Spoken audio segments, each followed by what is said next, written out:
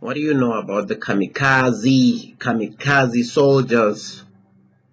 The kamikaze soldiers. Definition here. A member of Japanese air attack corps in World War II assigned to make a suicidal crash on a target, such as a ship, for example, an airplane containing explosives to be flown in a suicide crash on a target, okay, of relating to or resembling a kamikaze, having or showing reckless disregard for safety or personal welfare. That was what was happening in World War II. Some of the Japanese pilots doing the kamikaze thing. What am I talking about? I'm talking about Mbali Ntuli of the Democratic Alliance. Okay, she's doing the kamikaze the way I say it. Okay, she's attacking the Democratic Alliance each and every single day. The very same political party of which she has thrown her hat into the ring to run to become the president of the Democratic Alliance. Okay, so if I were Mbali Ntuli, I was going to say to my campaign manager, you fired. Okay, get the hell out of here. You fired. This is not the strategy. But who knows? Maybe it's her strategy. Maybe Mbali Ntuli's strategy is to talk crap about the Democratic Alliance each and every single day, attack the internal processes of the Democratic Alliance, go do an interview with each and every news channel, radio, political radio channels, online news publishing, attack the political party to maybe make it submit and give a consideration, because I've never seen someone who's sabotaging themselves in this way that Mbali Ntuli is sabotaging herself. Okay, so I've checked her website, all right, mbalintuli.com. Go check it out. Okay, she has two plans. One, a plan to save the DA, and as well as a plan to save SA, as in South Africa. Okay, this is one of the things that she's talking about. And the personality cults around leaders that we have allowed to creep into our organization. No more leaders who are more important than any other members. I will be a leader that will be on the ground with you and always approachable, as I have always been. Stop the culture of insiders and outsiders in our party. I will also be available to listen to the advice of any member and end the culture of only a few people having the ear of the leader. You hear that? So now she's talking about the cult of personalities. I mean, I've never heard of such a thing. So I don't know. Maybe Musi Maimane was a cult leader of the DA. Normally, the only person whom, when people talk about being a cult of personality, they always talk about Julius Malema of the EFF. I mean, this is the first. So, never heard of it. Imagine Musi Maimane being a cult leader. So, in other words, this has been a problem in the Democratic Alliance as diagnosed by Mbali Ntuli. It means Miss Mazibuko, the former leader, also had a cult leader personality. Helen Zela, a cult leader, and Tony Leon, a cult leader. I mean, I've never seen this one coming. And now there's a culture of insiders and outsiders in the party, as she says. And then she continues on her website. And the fear that has crept into our organization, where members feel afraid to express themselves out of fear of being victimized or no longer re-elected. I mean, another scathing allegation. So there's lack of freedom of speech. People can't be able to express themselves because they'll be fired. Properly resource our DA rainbow network so that they can effectively champion issues that affect the queer community. We must encourage members within the party to undergo sensitization training on sexuality issues so that we can all relate better to the challenges queer individuals face in our communities and the workplace. I will be promoting that a constitutional amendment to make DA Rainbow Network an official ancillary body of the party. So here, also, she goes against the grain. She goes against what has been passed by the Democratic Alliance. Okay? Non-racial and non-identity politics organization. In other words, the DA had said that if you are black and male, okay, if you are gay, if you're a white male, if you are a lesbian or you're from the LGBT community, it doesn't matter, okay? They don't see that. They're focusing on policies that will improve the lives of the people. This is their policies, okay? I'm not talking on behalf of them. This is their policies. So as a result, Mbali Ntuli here just specifically zoomed in on the Rainbow Network and saying this is what she's going to be focusing on, in fact. Okay? Now, continuing. Clearing up policy confusion. I do not believe that it is correct for any leader to pronounce on policy positions if they have not been agreed to by the party. So in other words, there's been a leader of the DA who has pronounced on policy positions which have not been agreed to. So we don't know who that is. Probably she will tell us as the debate and the challenge and the fight for who's going to be number one in October in terms of being a leader of the DAs. Okay, we will find out. Our policy conference is currently attended by only a few more members than those who sit on Federal Council. There are no activists who can add a diversity of views and share experiences of their own communities. This has to change. Again, okay? This is our social justice warrior virtues that she's throwing in here, which had failed in the policy conference, okay?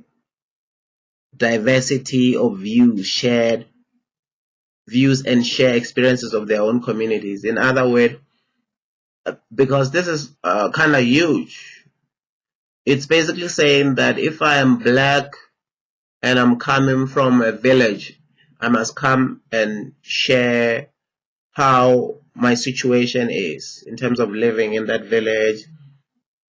And by that token, it just basically means that all they hear is suburban talk, you know, suburban problems, the potholes problems and stuff.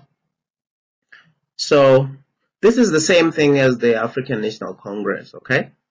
The Cyril Ramaphosa faction had lost in terms of policies in the conference, okay? They have lost, folks like Tito Mboweni have lost, and folks like Mr. Netitenze, if I'm pronouncing the surname right, they have lost in the ANC conference. The ANC had agreed that there will be nationalization of land, nationalization of the Reserve Bank, and all sorts of stuff, okay? So now, but the president, Cyril Ramaphosa, who's from the other faction, had won as a president, so he's slow walking all those changes that the conference of the ANC said that should happen, okay? The same thing is happening here with the DA. So it's as if Mbali Ntuli is slow walking the DA. She's not going anywhere. She's going to toughen up, fight on each and every single issue. I mean, you should have seen her on News from Africa. I think she was speaking to Ayanda Ngobo on channel 405, and she was just throwing those questions like, do you identify yourself as black? I'm just paraphrasing, a black lady speaking to another black lady. Do you identify yourself as black? Yeah, I'm black. I'm a female. I'm a mother. I love, spoke about movies, I don't know, science fiction and so forth. And the news anchor also asked her, so the DA, just paraphrasing, the DA basically says they don't see no color. When you go out there campaigning to black old folks who had experienced apartheid, what do you think is their feeling about that? Well, I obviously know that this had happened in our policy conference, but when I go to them, I don't normally talk with them in such an angle because I know their hardships and I know their truth that they have experienced as a community, and by the way, and then the anchor will throw in another question. So most black leaders there are leaving the DA, and they're saying they're having a problem with Helen Zille. And what do you have to say about that? Well, you see, John Steenhuisen, it seems as if Helen Zille is supporting John Steenhuisen, and it seems as if when she is in party circles, she seems to being advocating for him to be the leader.